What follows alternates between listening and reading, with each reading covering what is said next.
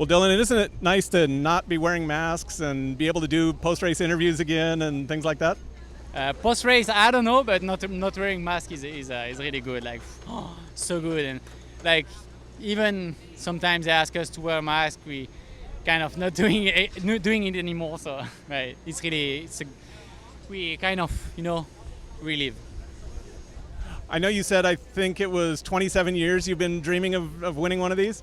Yeah, no, for sure. When you grew up, you have a dream. It's racing at professional, and then it's winning a first Moto and a first overall in 250, and then having just a factory ride for 50 is already a high dream to get.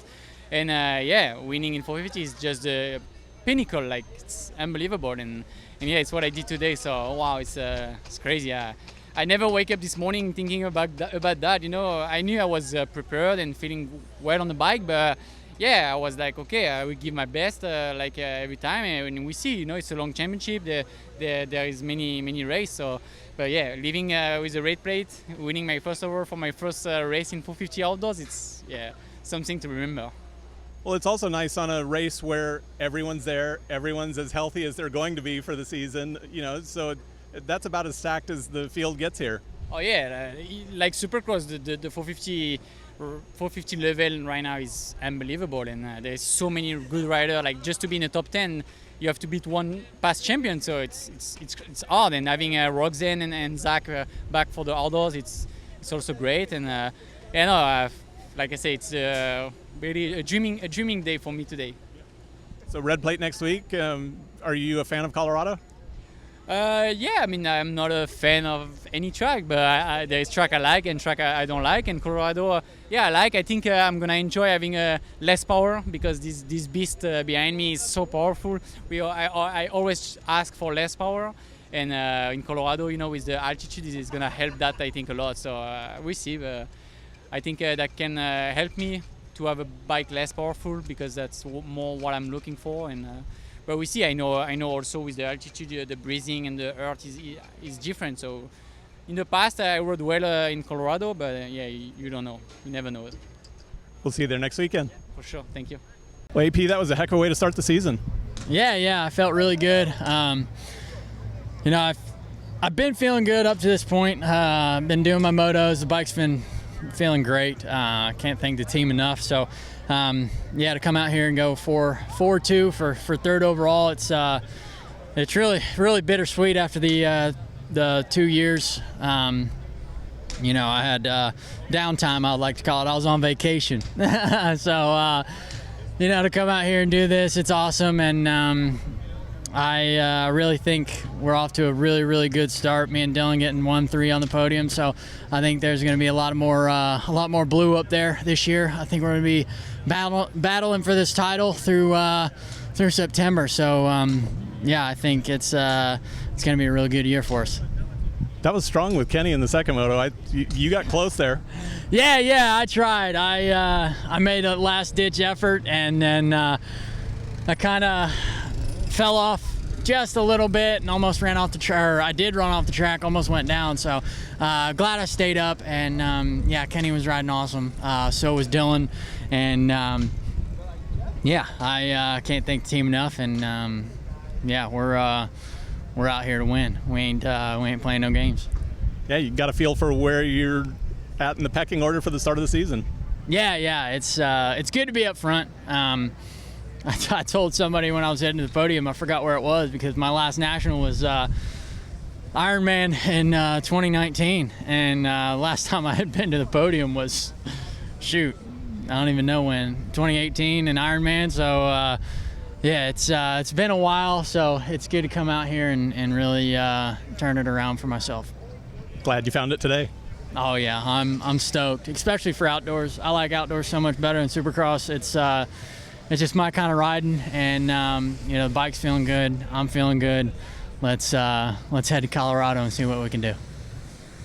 All right, Jett, for a terrible start in the first moto, that turned out to be a pretty good day.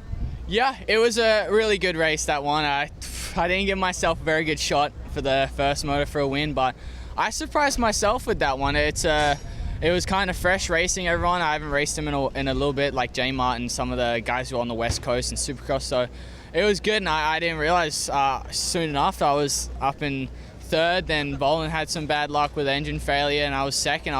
I could see J Mart, and I kept on keeping an eye on him, and yeah, some of the laps I was dropping 3 seconds off him, then 2, and then at the end I seen him pick it up a little bit, so it came down to 1 second. But no, it was good. I felt really good in that one. I barely got any tired at all, so it was good. Then second moto, I'm just like, if I can just get a start, I know I can have a good chance at winning it. So I made sure I gave myself a good chance at that, and came out on top, which is really nice. But I just need to, once it hits 12 o'clock tonight, I gotta forget about this day and focus on next weekend. But no, really good to start this outdoor season like this, and I can't. Hopefully the next 22 races are the same.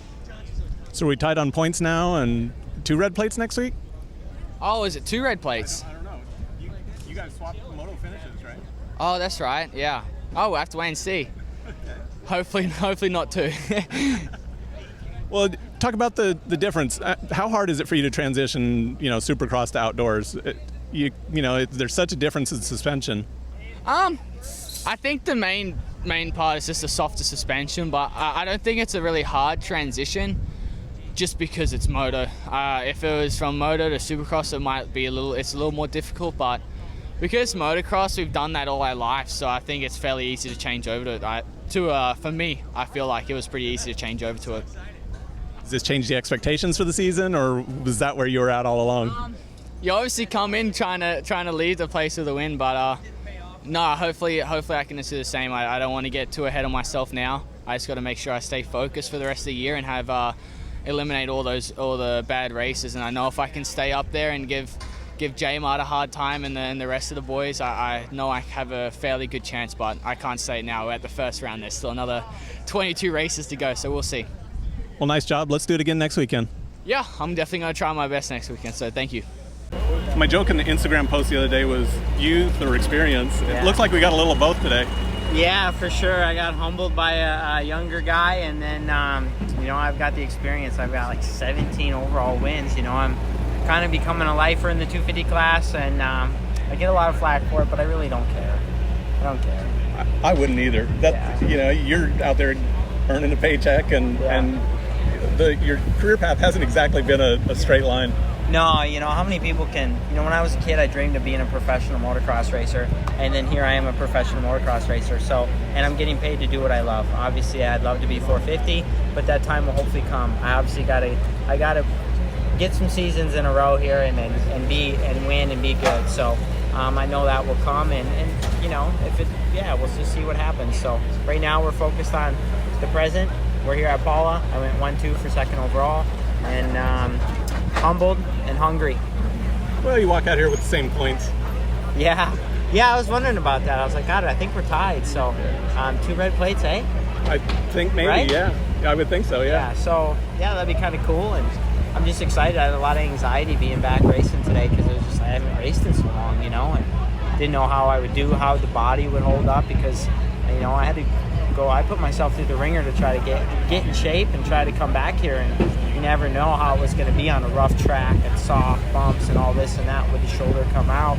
All that kind of stuff was in the back of my mind, and obviously when I lined up, gate drops, and you gotta shut all that stuff out and hammer it out. Well, you also did kind of the private program back at home too, so you weren't on the same page hammering out motos with the boys here in California. Yeah, for sure. I think I'm a little bit older now. I don't need a trainer. I don't really I've worked with a lot of really good guys over the years, and I've kind of learned what I need for myself.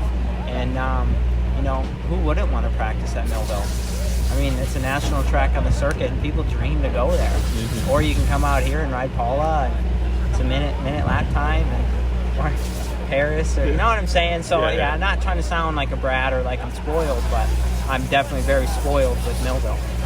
That was the best pitch for Millville I've ever heard. It was good, huh?